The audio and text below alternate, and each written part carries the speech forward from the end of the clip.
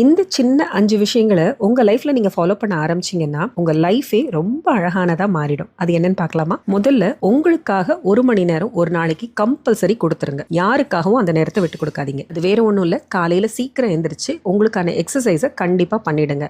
மறுபடி இதையே சொல்றேன்னு நினைக்காதீங்க. உங்க வாழ்க்கையோட வளர்ச்சிக்கு நீங்க போடுற முதல் பிள்ளையார் சுழியே இதுதான். அடுத்து நல்ல புரதச்சத்துக்கள் உள்ள சாப்பாடா சாப்பிடுங்க. ஜங்க் ஃபுட்டை தயவு செஞ்சு தவிர்த்துருங்க. Eat healthy to stay fit and look gorgeous.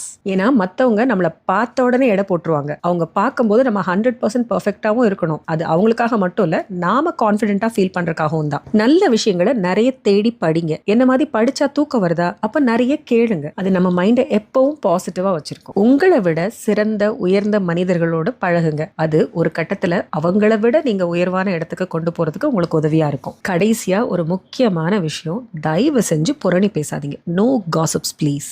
பக்கத்து வீட்டு புறாணும் நம்ம